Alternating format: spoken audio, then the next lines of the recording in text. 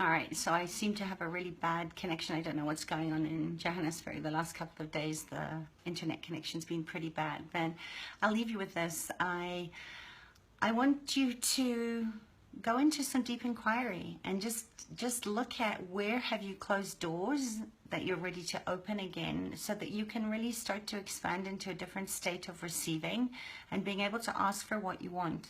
And where can you also let go of the controls so that you can be responsible for joy and happiness in your life?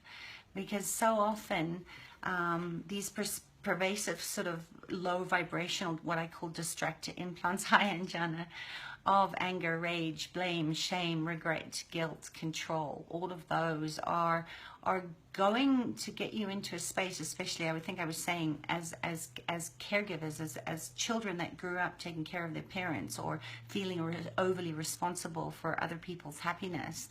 We often tend to see, or I see in my practice and in my work with style attachments, you know, whether you're ambivalent or avoidant or disorganized in the way that you attach, because you're not able to create your own sense of safety yet. And you know, there is hope. So just know that you certainly can get to the place where you really can love yourself deeply and hold that space of honoring and allowance for you to step into a different energy and break some of these old patterns. Because I often see in codependence will attract narcissistic partners or narcissistic relationships, whether that be a boss or a love relationship, because it's a beautiful dance. They both get what they want, even though it's not comfortable, and it's actually all very abusive. So when you start to change the patterns of abuse by being able to name it and see it, you often will see that it's quite common actually to collapse guilt together with responsibility and this place of being overly responsible. So instead of reaching for genuine responsibility, a lot of people will go into the guilt and they'll be manipulated by the narcissist, by the partner, into doing things that really give up their sense of how to love themselves. So look at where you're ready to open doors and keep doors open, because remember, what we ask for doesn't always show up the way that we think that it will, in our expectations, and it never looks the way you think it's going to look.